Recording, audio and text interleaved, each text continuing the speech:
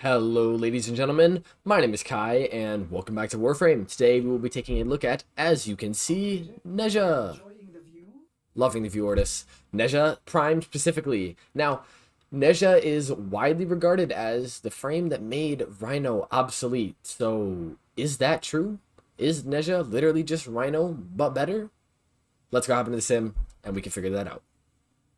Here we are in the simulacrum. Now, before we go over Nezha's build, let's actually take a look at his abilities. Nezha's first ability is surprisingly not Breach Surge. Unsurprisingly, actually. Now, Breach Surge is Wisp's helmet ability. The last video I actually put out was Saren with Breach Surge, and I found a combination that works really well with Nezha with it too. Nezha with it too, so that's what we're using here. Now, Breach Surge is great because Nezha is practically invulnerable through warding Halo, but we'll touch on that later. So, if you are invulnerable, then obviously the next step is, alright, how can I kill things quicker? Combining Breach Surge with Blazing Chakram and Divine Spears, Breach Surge and Chakram multiply your damage, so when you take two multipliers and then multiply them by each other, it gives you a ridiculous amount of damage that is literally not necessary anywhere in the game. But it's possible and it's funny, so why not? Now, Breach Surge actually does a couple of different things. The probably most obvious effect is that on cast, you will see that there is a bright spark in front of every enemy's eye. This signifies that they are blinded and cannot see. Now, this is a very, very effective CC because this spark, if you damage enemies, you can see it shoots other ones out that then spread to other enemies, obviously for the remaining amount of duration that your ability has. So you will be casting this a lot. But on damage, it will then take the damage that you do to a target, and the spark will send out to another target, and it will multiply that damage based on whatever the multiplier is, which scales with strength. So, on top of it being a blinding CC, one that spreads radiation procs, and radiation procs make enemies attack each other, which is even more CC, and a damage multiplier means that this is just a really, really good ability.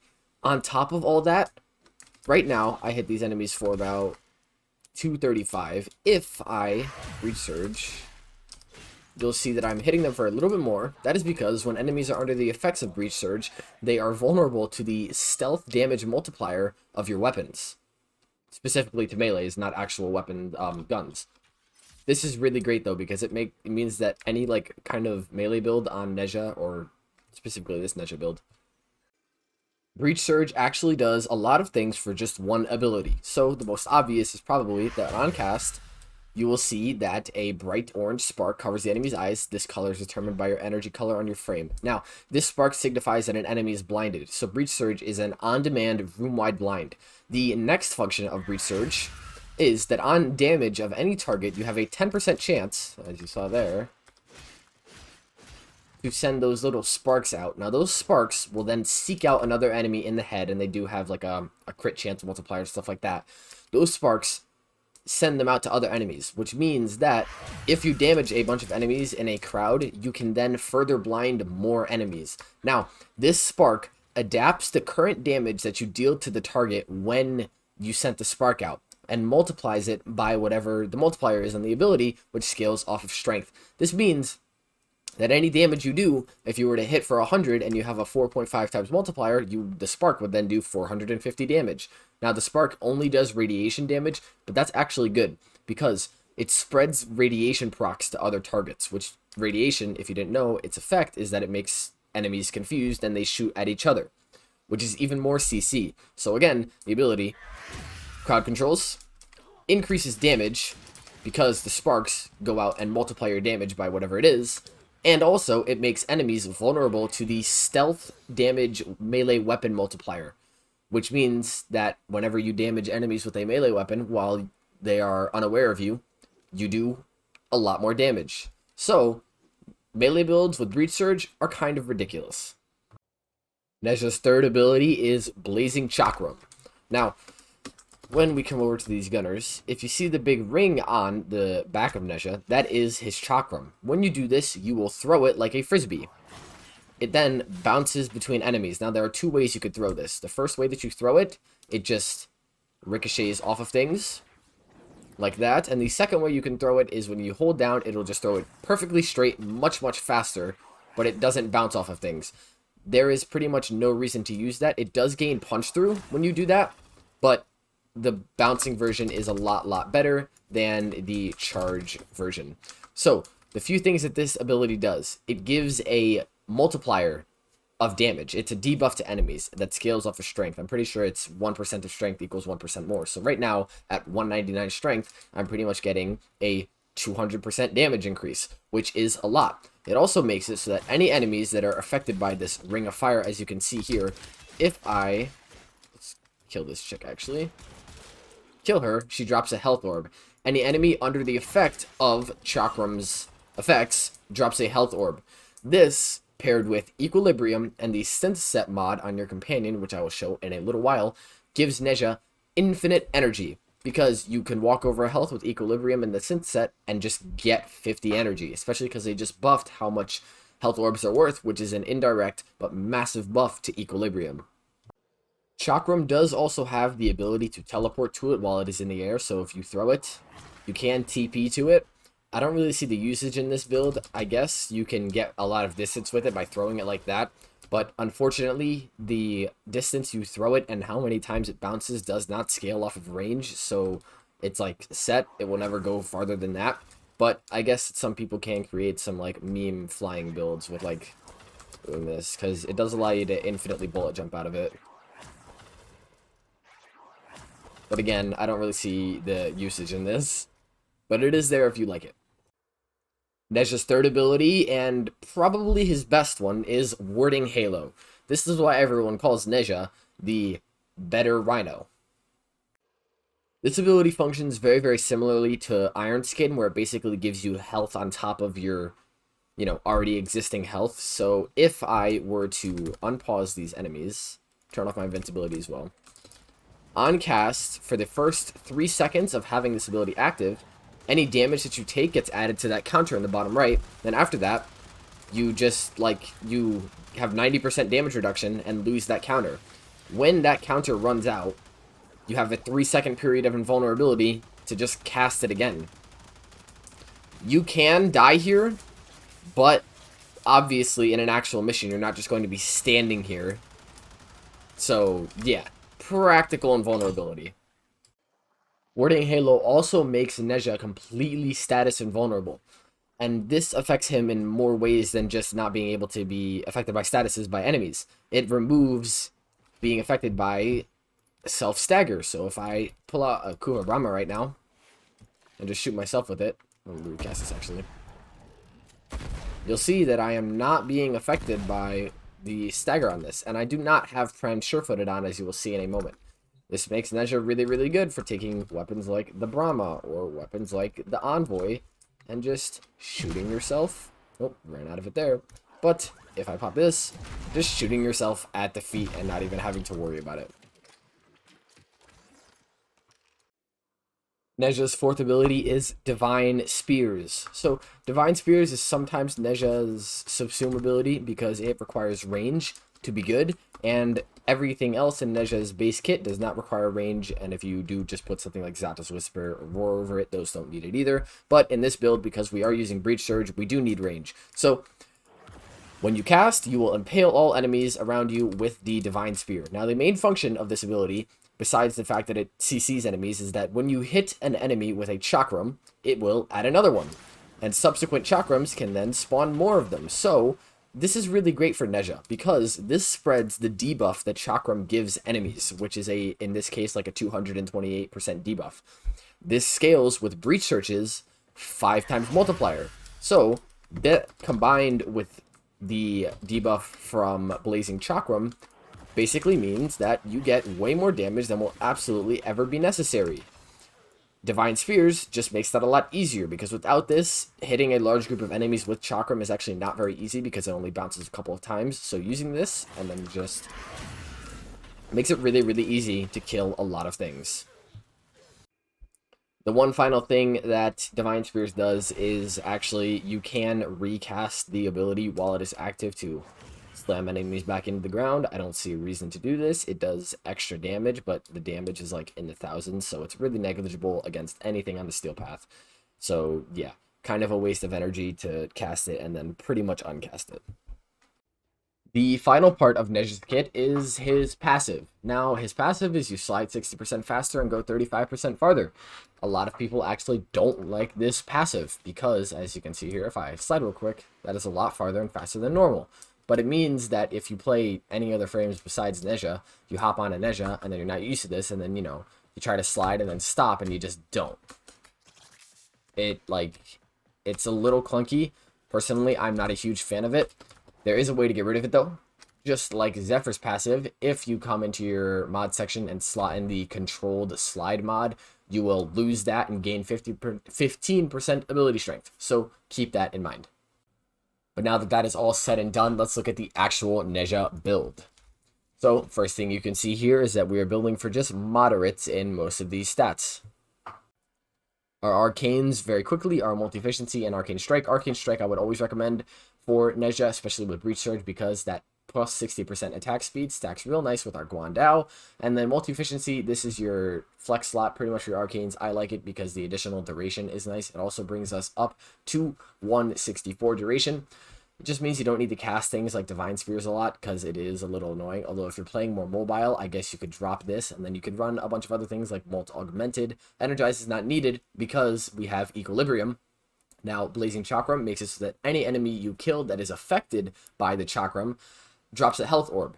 How do you pick up health orbs if you are at max health? Through your companion, which in this case is a Panther Volpophyla with the Synth Fiber mod. This allows you to pick up health orbs at max health because they, in quotes, affect your companion, and it grants you, with Equilibrium, how much energy that health orb was worth. And in this case, my Equilibrium is not maxed out, so it just grants me 50 energy every time I pick up a health orb, which means infinite energy because it's, you know, 25 energy to cast Chakram, and it's going to affect more than one enemy, and you get 50 energy for every kill. Especially with Divine Spheres, if it's multiplying that Chakram and you kill 10 enemies, you have 500 energy at your disposal. It's really, really great. Now, adaptation is on this build. This does not need to be maxed out. I actually don't have a spare adaptation because I just gave a couple to my friends, and I honestly would recommend, if you want to not have to form a Nezha Prime even once, just run this at base, because you'll still get the full effects of it stacking up to 90%. It just might take longer, but this is here just to give us even more survivability on top of Warding Halo. This is not necessary, but all this does is just make this last longer, because the 90% DR that this gives stacks with the 90% DR that this gives, and kind of just makes you invincible. Now, we have Prime Continuity on here because our duration did go a little negative, and then Multi-Efficiency, as I said, for more. Stretch for a little more range on Divine Spheres brings it to 27.5, and we also do want more range on Breach Surge. And again, range doesn't scale off Chakram and Warding Halo. Although Warding Halo, yes, but very, very negligible. It's not going to be doing anything. And then for Strength, I just have Umbral Intensify and Transient here because it brings our Blazing Chakram to 199 and Breach Surge to 3.98x. This is great because these multiply together to give us more damage, and the Impale and Slam damage on Divine Spears is not necessary. Now, our last slot here. The 3 mods I would recommend for this spot are the Augur mods. Secrets, Message, or Reach. They cost 7, which is why I said if you have a down-ranked adaptation, you will be able to throw these in. Personally, I would go with either Message or Reach. The extra damage multipliers that you'll get from Chakram and Breach Surge are unnecessary in my opinion. They already go together to do so much damage. So not having to cast these as much or being able to affect more enemies with each cast is what I would preferably go for. And then I have Corrosive Projection in my aura slot. What I would actually recommend is not this because it's not really needed. It just happens that Nezha comes with a default Naramon polarity in his aura. Growing Power is great. Brief Respite if you want a shield gate, but I don't recommend that on Nezha, again, because Warding Halo makes you invincible, and the only times that it won't be are when you get into really, really high-level Steel Path things, which I don't make builds around. You could also use something like Steel Charge here. That works great for melee builds. And Combat Discipline, if you want to throw Arcane Avenger here for more crit chance, is nice. But that's the Nezha build. Now, before we go hop into the Steel Path, I'll go over what the rotation is again. Actually, I did miss something. What melee are we using? And what focus skill are we using? Right here, I'll go over the focus school first. I'm using Matter Eye. This is just purely because you don't really need a focus school for this build. You could use Naramon, but as long as you have a good primer like the Epitaph, and I'm specifically modding for Corrosive and Heat, with a Dexterity Arcane on it, you get a lot of combo duration, so you don't really need to worry about that. But our Guandao, this is what we are using mainly to kill enemies. And as you can see here, this is a Blood Rush Weeping Wounds build. My Blood Rush is obviously not maxed. At max, you'll get better results than me, but this already works fine. So, Condition Overload. We're affecting targets with a lot of statuses from our Epitaph, which again is modded for in the Radio Shot, Blast Heat, and Corrosive. You could drop something like Augur Pact specifically for this build for something like Fulmination. I don't have it. Or Prime Fulmination, just so you can affect more enemies. That would work, but I don't really see an issue with that, especially because the Epitaph fires so fast and has a large radius by default.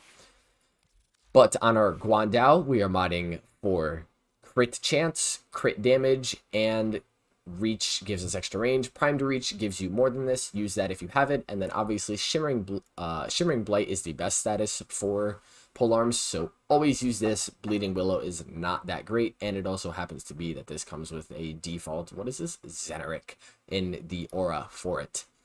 Obviously, you need to build up your stacks with Blood Rush and Weeping Wounds, but that's really easy when enemies are impaled and, you know, can't move because of the Divine Spears. And last, I have Toxin on here. This element, if you want to use something like Heat instead of Toxin, you very well could. I'm just using Toxin because sometimes it's nice against those Corpus with the shields. Just go straight through it, and the raw damage that you get from the Corrosive on the Epitaph also is fine for Grineer, paired with the Heat that Nezha gives based on all of his abilities. But that is the Nezha build. So let's go hop into the Steel Path, and I can show you why everyone uses Nezha when they literally don't want to have to try. Here we are on Mott's the Void in the Steel Path, my favorite testing spot.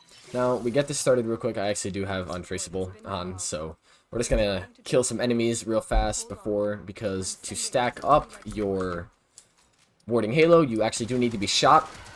But, I mean, the Felox is really strong here, so obviously it's not struggling. Alright, we cast this. Boom, we're going to start taking a lot of damage very quickly. We are invulnerable here, and now we can get the build started. Pull out our primer. That's not a primer, that's Felox. And we can just kind of, you know, mess these enemies the hell up. This scales incredibly well, by the way. I mean, as you can see, we have 91.9 thousand, 90,000 now point of, you know, DR. And I'm not even using Breach Surge, and just the Guandao modded like this is enough to one-tap these enemies. So, yeah, just, like, be aware that this is a really, really strong build. Nezha himself is really, really strong. Obviously, losing my voice a little bit. But we hit these enemies with Chakram. We kill all of them. That practically just refilled our entire energy.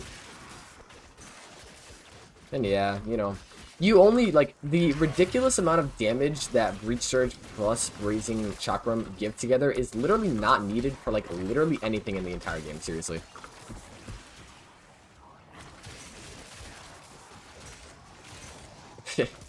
It's like, oh, it's comical just how good it is.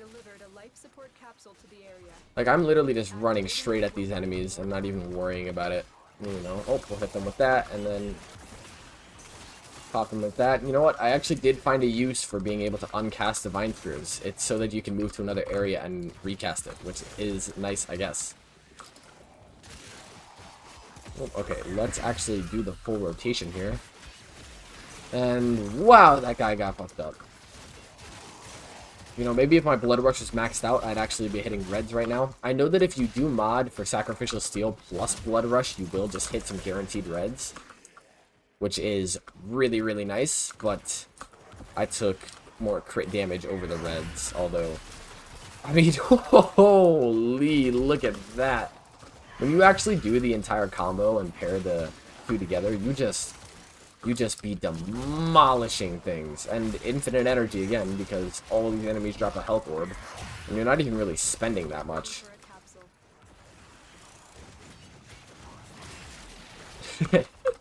This is just, it's a fun build too, especially with bright energy colors like this.